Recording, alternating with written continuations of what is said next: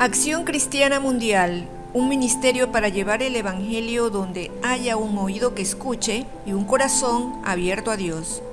Sin duda la libertad es el bien más preciado que tenemos después de la vida. Por ello, después de la pena de muerte, la privación de ella es el castigo más fuerte contra quienes infringen la ley. Y mientras más grave es la infracción, mayor es el tiempo de privación de libertad que se le impone al reo, pudiendo ser en algunos países incluso de cadena perpetua. Con esta introducción quiero entrar en el tema de hoy, que es de suma importancia para todos. Porque si bien es cierto que la privación de libertad generalmente surge como castigo por delitos tipificados como tales, no es menos cierto que históricamente también ha sido fruto de una institución perversa llamada esclavitud. Algunas veces escuchamos a personas que muy poco conocen de la Biblia hablar con insensatez y arrogancia de que Dios permitió la esclavitud, pretendiendo con ello hacerlo responsable de tal indignidad. Pero no hay fundamentos lógicos ni teológicos para tal afirmación. Simplemente dentro de aquel libre albedrío que Él nos ha dado, el hombre muchas veces ha practicado tales actos como, por cierto, muchos otros que hoy son castigados por los códigos penales.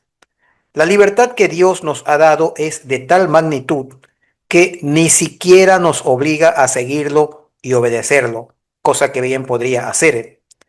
En su carta a los Gálatas capítulo 5, verso 13, el apóstol Pablo expresa: porque vosotros, hermanos, a libertad fuisteis llamados, solamente que no uséis la libertad como ocasión para la carne, sino servíos por amor los unos a los otros. Fin de la cita. Y en concordancia con esa libertad, Jesucristo en Apocalipsis 3:20 dice: He aquí yo estoy a la puerta y llamo. Si alguno oye mi voz y abre la puerta, entraré a él y cenaré con él y él conmigo. La libertad es sagrada por varias razones que abarcan dimensiones filosóficas, religiosas, psicológicas y éticas.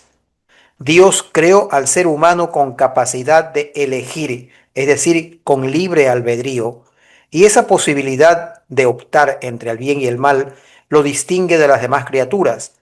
Sin libertad no habría mérito en la obediencia ni autenticidad en el amor a Dios.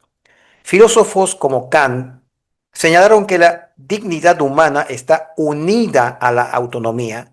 El ser humano se convierte en un fin en sí mismo al poder decidir conforme a su corazón y conciencia moral. Desde la psicología se considera que la libertad permite al individuo construir su identidad, establecer proyectos de vida y responsabilizarse de sus actos. Cuando se suprime, aparecen síntomas de alienación, ansiedad o sumisión. Las sociedades justas se fundan sobre el respeto a las libertades. Allí donde se las viola, emergen la opresión y la injusticia. La libertad se convierte en sagrada porque es el pilar de todos los demás derechos humanos. Sin ella no hay justicia, no hay igualdad ni responsabilidad.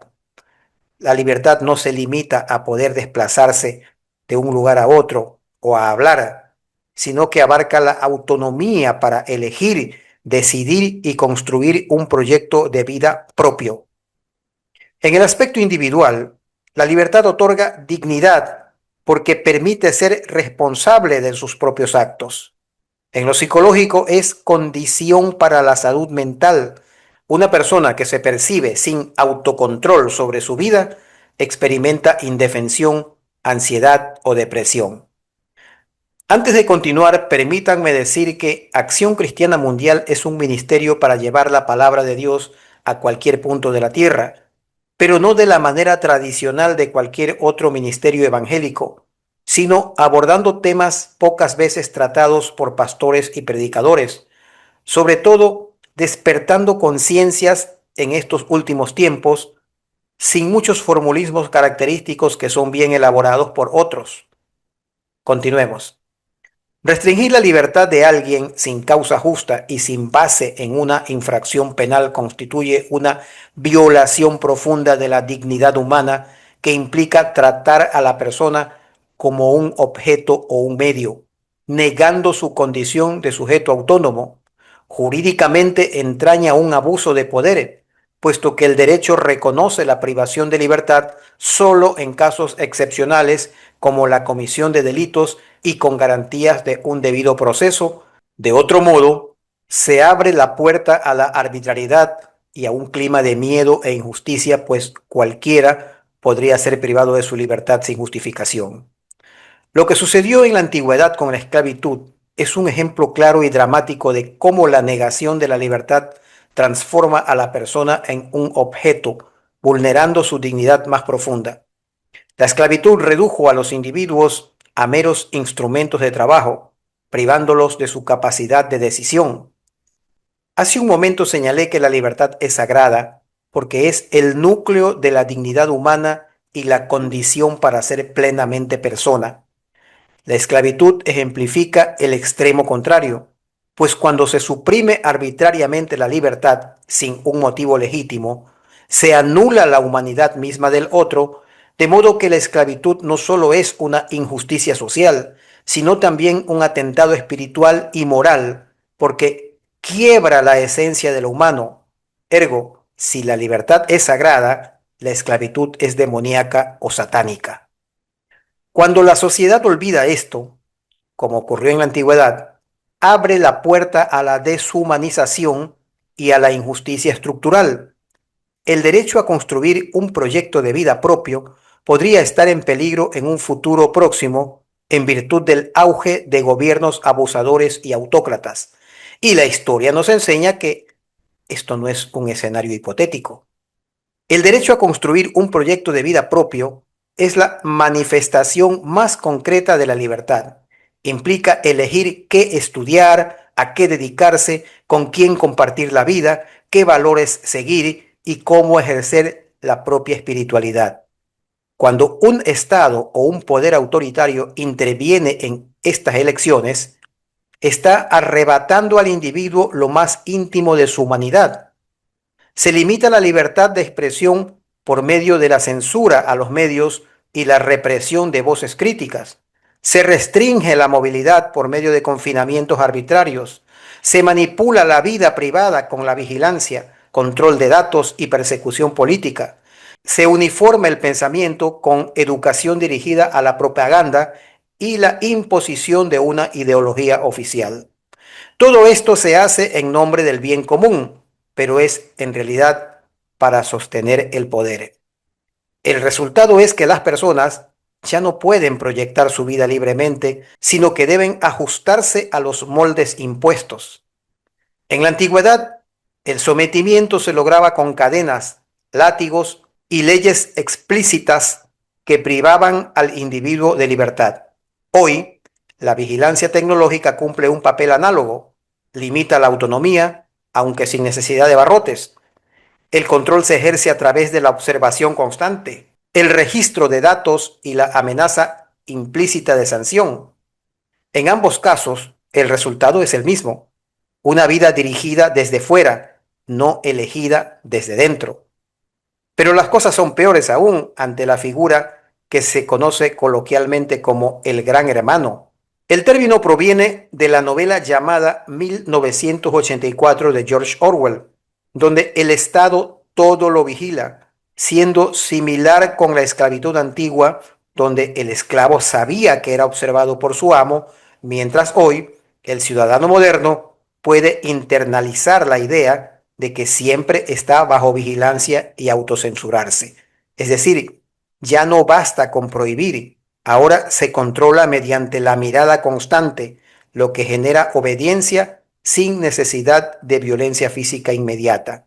Y así como en la esclavitud antigua se quebraba el espíritu del esclavo, en la vigilancia moderna se busca quebrar la espontaneidad del ciudadano. Un Estado que rastrea búsquedas en Internet, opiniones en redes o desplazamientos urbanos puede etiquetar a una persona como disidente o peligrosa, limitando su acceso a oportunidades.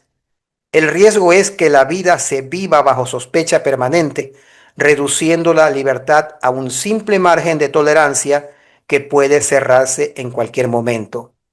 ¿Puede haber algo peor que lo dicho hasta aquí? Lamentablemente sí. En la novela 1984 de Orwell, el sistema avanza más allá de la simple obediencia ciudadana, pues no se conforma con que las personas obedezcan, sino que quiere penetrar en lo más íntimo de la conciencia. La meta es que el ciudadano ame al opresor, que desee lo que el régimen desea, que pierda incluso la capacidad de imaginar una alternativa. Lo peligroso no es solo la represión, sino la colonización emocional.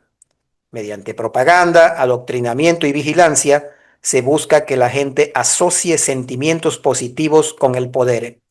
El régimen pretende que la sumisión se viva no como esclavitud, sino como un acto de amor, gratitud y lealtad.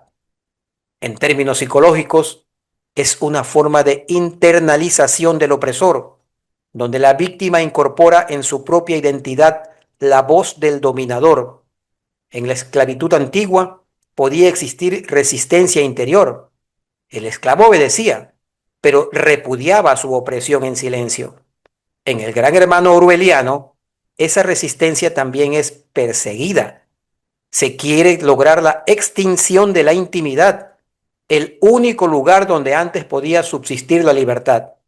Lo más grave es que si el sistema consigue ser querido, ya no hace falta la coerción constante.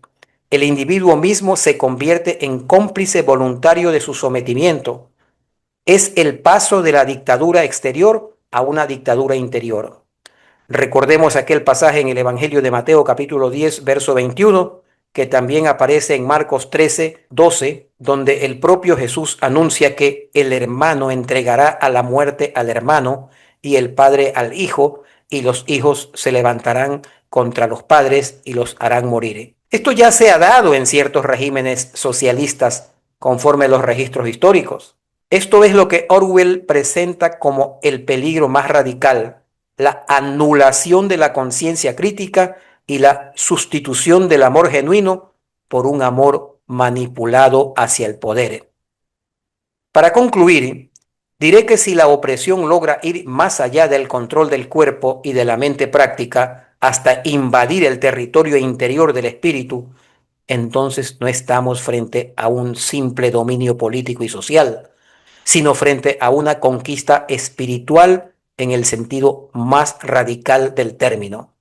Y como guerreros de la luz, no podemos permanecer con los brazos cruzados, porque Dios nos pedirá cuentas de nuestra actitud en algún momento.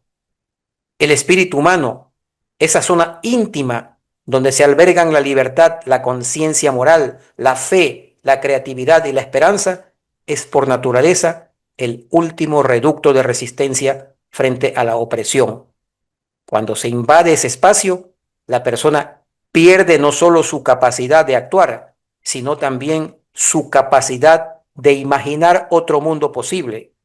Ya no hay rebeldía interior, porque el opresor ha ocupado el lugar más sagrado, el sentido mismo de la vida.